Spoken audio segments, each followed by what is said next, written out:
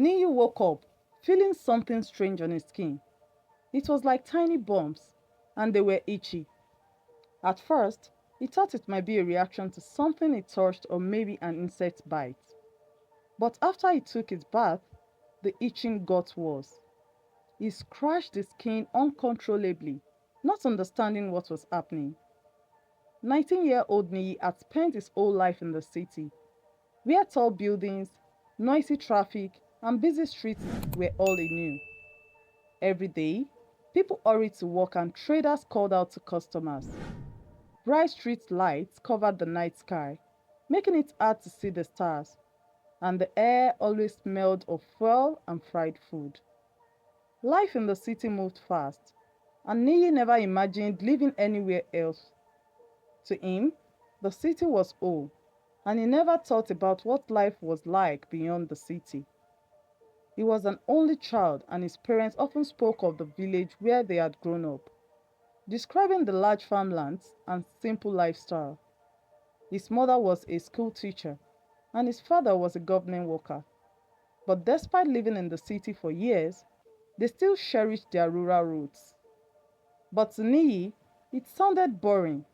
A place with no tall buildings, no electricity in some parts, and people who still relied on old traditions did not seem appealing. He never understood why his parents spoke of it with such warmth. Everything changed when his cousin, Dele, who was from his mother's side, came to visit the city from the village. Unlike Niyi, Dele was deeply connected to his roots. He was the same age as Niyi and had spent most of his life in the village, surrounded by nature and tradition, and he never hesitated to talk about it. Every evening, he would sit with Niyi and share stories.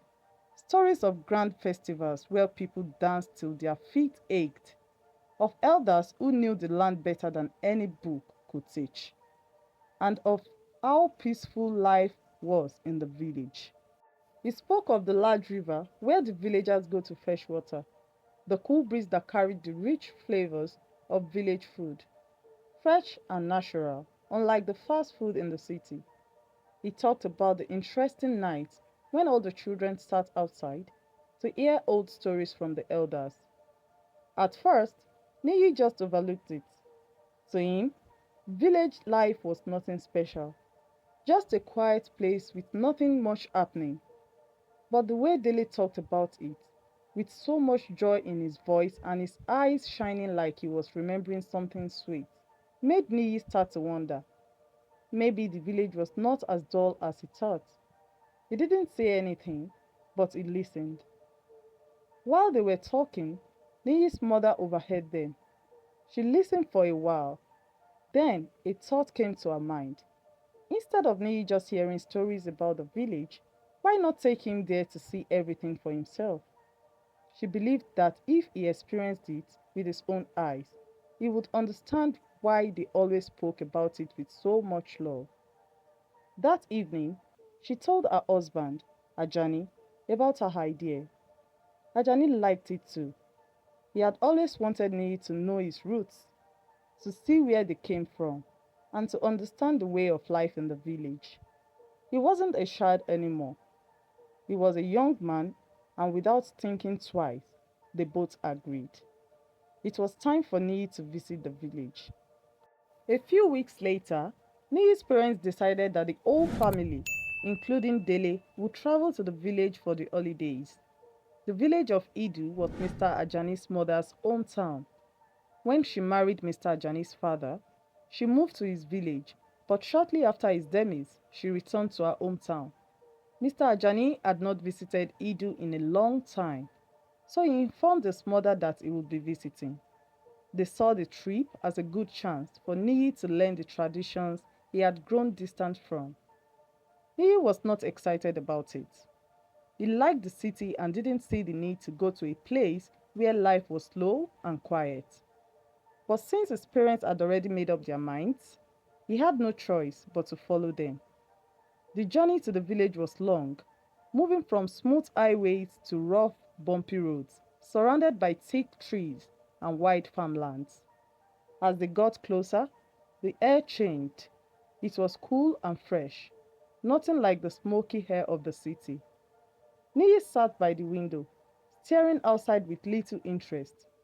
The houses were small, the roads were uneven, and everywhere looked too quiet. It was nothing like the city, where there was always movement and noise. He couldn't understand why his parents were so excited. But when they finally entered the village, Niyi was surprised. Instead of being dull and lifeless, the place was full of energy. Children ran around laughing, elders sat under big trees talking, and women carried heavy baskets on their heads as if it was the easiest thing in the world. There was a strong feeling of togetherness, something Niyi had never really seen in the city. For the first time since the journey, Niyi liked something. When they arrived, Niyi's grandmother was already waiting for them with a big smile on her face. She rushed to hug them tightly, especially Niyi, who she had not seen in years. The villagers, happy to see visitors, gathered around to welcome them with warm smiles and cheerful greetings. That evening, his grandmother prepared a feast with all kinds of local dishes. The aroma filled the air, making Niyi curious. When he finally tasted the food, he was shocked. The flavors were rich and fresh, completely different from the food he was used to in the city. He had never eaten anything as delicious and unique as this in his life. His grandmother was so proud to have her grandson in the village that she told all her friends about it. Soon, the compound was filled with people, singing, clapping, and welcoming Niyi and his family. The joy in their voices and the warmth in their eyes made Niyi feel something he couldn't explain. It was a different kind of happiness, one he had never felt before. Niyi was so happy and enjoyed every moment of the celebration. The villagers' warmth and the delicious food made him feel at home in a way he never expected. Later that night, after everything had settled down, Niyi lay on a mat near the window, trying to sleep. As he looked up at the sky, he was surprised by its beauty. The village was dark, brightened up only by a few lamps and the bright moon in the sky. His grandmother's house was a story building, and from the room he was in, Niyi had a perfect view of the entire village. There were no street lights to block the stars, and no cars honking loudly in the background. Instead, it was peaceful. Just the soft chirping of crickets and the distant occasional laughter of villagers. The quiet and calmness of the night felt like a gentle hug, something Niyi had never truly experienced in the busy city. The next morning, Dele suggested they explore the village. Niyi, eager for adventure and curious to see more, agreed right away. He told his parents and grandmother about it, and they were happy to let him go. His grandmother, always kind and helpful, asked one of her friend's son, Tunde, to show them around. Tunde was a friendly young boy, and he gladly agreed to be their guide. While Niyi's parents stayed behind to chat with his grandmother, Tunde led Niyi and Dele on their tour of the village. He promised to show them the best spots, the river where children swam and played, the lively marketplace filled with fresh fruits, and even the oldest tree in the village, a giant tree that had stood for generations. As they walked, Niyi couldn't help but feel excited. This village, once dull in his eyes, was beginning to become interesting, and he was eager to see more. As they walked through the village, Niyi looked at the women who were busy pounding yam in large mortars. Children ran to the stream, carrying water back to their homes in buckets. Farmers worked hard under the hot sun, tending to their crops and animals. They continued their tour and reached the oldest tree in the village, a giant tree that had stood for generations. Niyi and Dele took pictures around it, admiring its size and beauty. Afterwards, they stopped by some hawkers selling village snacks. Niyi couldn't resist buying a few, and they enjoyed the treats. laughing and talking as they walked. It was a day full of new experiences, and for the first time, Niyi felt like he was truly part of the village. Their journey took them down a narrow path, leading them to a secluded part of the village. As they walked, they stumbled upon an ancient well, covered with dry palm leaves. It stood quietly at the edge of a forgotten path. Its stone walls were covered with grasses. Why does it look abandoned? Niyi asked, curious. Tunde's face suddenly became serious. This is the well of life. It is forbidden to draw water from it. Niyi was confused. A well is just a well. Why make such a big deal out of it? He found it amusing that in a world with so much technology, people still believed in such things. Tunde, who had been guiding them, stepped forward and spoke in a quiet tone. The well is sacred. They say it is the home of an ancient water spirit. Anyone who disrespects it is cursed. Niyi laughed, not sure whether to believe in. This again? You villagers and your stories. It's so funny. I like it, he said, shaking his head. To Niyi, it was just another village tale, a funny belief that didn't seem to fit into his modern world. Dele frowned and looked at Niyi. We should go, Niyi. It's not good to disregard the beliefs of the village. But Niyi wasn't listening. He was thirsty and frustrated by all the talk about sacred places. Come on, Dele, stop being scared of these little superstitions, he said, rolling his eyes. Let me show you. The well is just a well. It can't do anything. Without waiting for a reply, Niyi walked towards the well, removing the dry palm leaves that covered it. He looked inside and saw the water glowing, reflecting the sunlight. The well was filled to the top, and it looked so clear and so peaceful. To Niyi, it seemed harmless. Just another old well in the village. Nothing to be afraid of. It's just ordinary water, Niyi said, staring at the glowing surface of the well. To prove a point, he cupped his hands and took a sip of the water. Dele and Tunde gasped in shock. No! Don't do that!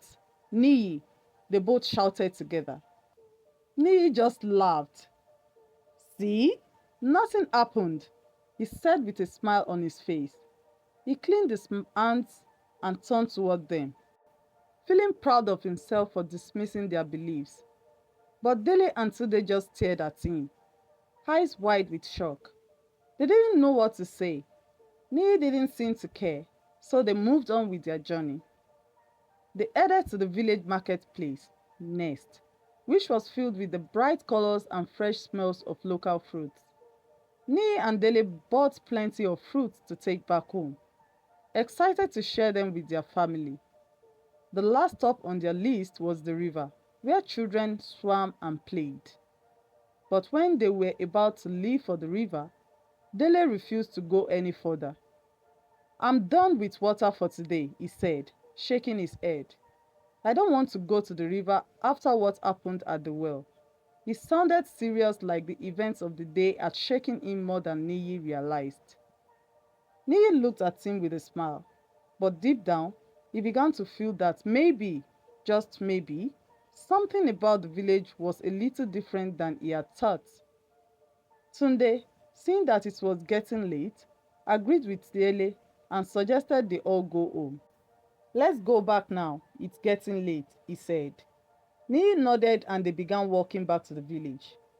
On the way, Niyi gave Tunde a small gift, some of the things they had bought in the market, as a thank you for showing them around. Tunde smiled and took it. Niyi then gave the rest of the things to his parents and grandmother. That evening, as they sat together, Niyi told his parents everything he had seen and how much fun he had. He talked about the marketplace, the river, and the old tree, but he didn't mention the well. He had completely forgotten about it. His parents listened and smiled. happy to hear about his day. Niyi didn't realize it, but the events of the day, especially the well, were not quite finished with him yet. The next morning, Niyi woke up feeling something strange on his skin. It was like tiny bumps, and they were itchy. At first, he thought it might be a reaction to something he touched or maybe an insect bite. But after he took his bath, the itching got worse. He scratched his skin uncontrollably, not understanding what was happening. Dele, who had been sleeping in the same room as Niyi, noticed how much Niyi was scratching. "What's going on, Niyi? Why are you itching so much?" he asked. Worried. Niyi didn't have an answer, but the itching was driving him crazy, and he felt uncomfortable. Niyi replied that he didn't know what was happening, but he felt sick and thought he needed medicine. Dele quickly took him to his parents. When they arrived, Niyi's grandmother was also there, and Niyi's face was covered with tiny bumps. His mother saw him and asked what had happened to his skin. Niyi explained that ever since he woke up, he had been itching badly. He thought it was just an insect bite at first, but after taking his bath, the itching worsened and the bumps spread all over his body.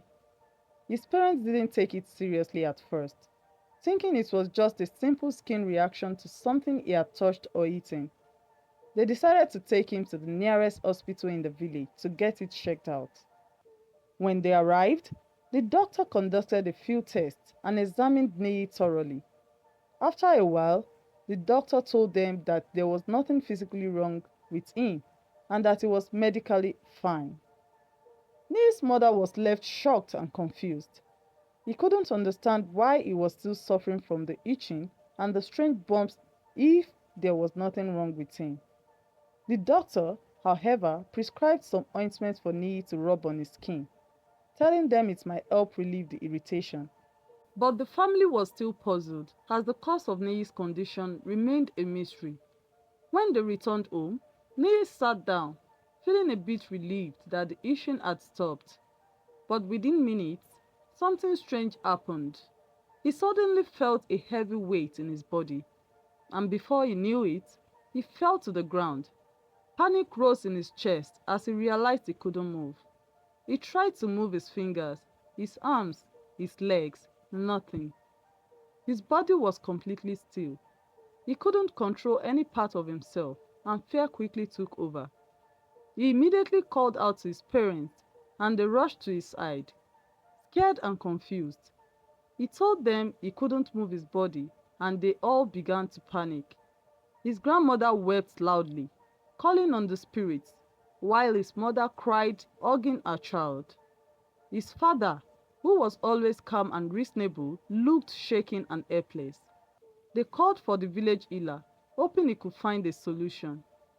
The healer examined Niyi carefully, checking him over, but after a long pause, he simply shook his head.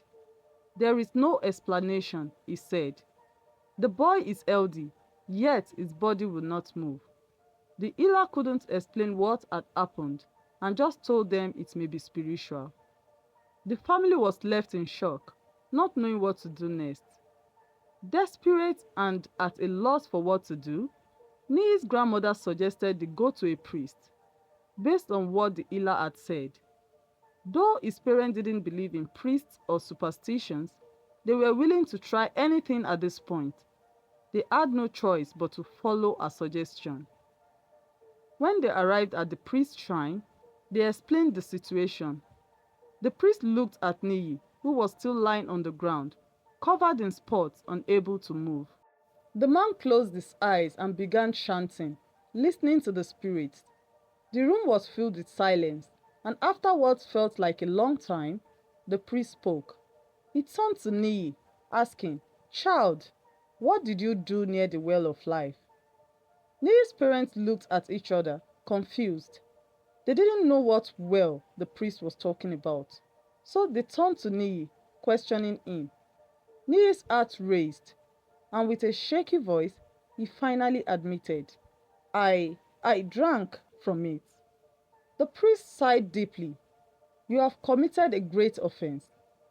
That well is not just any water, it is the home of the water spirit, the mother of the waters. You have taken what was not yours and disrespected the spirit. Niyi's family stared at him in shock. The priest continued, your paralysis and spots are not an illness. It's a punishment for your actions. Niyi's mother broke down in tears, her voice filled with sadness. Please, wise one, how can we make this right? She pleaded, desperate to fix what had happened to her son. The priest replied, there is only one way to undo the curse. For the next 3 weeks, your son must go to the stream, fetch water and bring it to the well. He must clean the well and its surroundings, and offer prayers for forgiveness. Niyi's father, still concerned, asked, but can we help him with it? The priest's voice remained firm. No, he must do it alone. This is the only way. If you truly want to save your child, this is all you can do. For the task to begin, the priest suggested that they had to go to the well. Since Niyi was unable to walk, his parents had to carry him. The priest followed them and placed his hands on the well. In less than 5 minutes, Niyi suddenly felt his body move again. He could move his fingers, his arms, and his legs.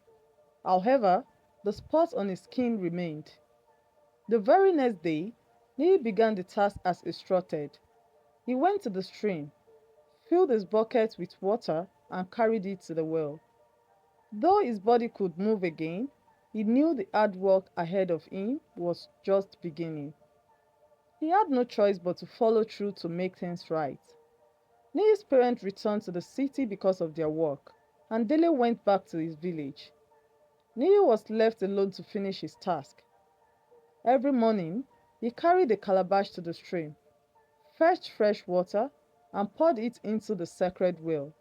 He cleaned the area, replaced the palm fronds, and offered prayers for forgiveness. At first, he did it hesitantly, feeling humiliated by the task. But as the days went by, something began to change. He started to reflect on what he was doing, and he began to see how much the villagers respected their traditions and lived in harmony with nature. On the final day of his task, Niyi's skin had cleared up, the spots were gone, and he felt completely normal again. He went to the priest to report that he had completed everything, and the priest consulted the water goddess. After a moment, the priest looked at Niyi and said, the spirit has forgiven you. You are free. Niyi's heart lifted, and he felt a sense of relief. He called his parents to inform them that everything was fine now. The next day, he packed his things and prepared to return home. As he left the village, Niyi carried with him the lessons he had learned, grateful for the experience that had opened his eyes to the beauty of tradition, nature, and respect for the spirit of the land. Niyi returned home, but he was no longer the same young man who had arrived in Edu. The village had changed him. He had learned humility, respect, and the importance of honoring traditions. He understood now that some things were bigger than just what could be seen on the surface. From that day on, his parents made sure that Niyi visited the village often. He no longer mocked the old ways or dismissed the beliefs of the villagers. Instead, he embraced them, knowing that every tradition carried a story.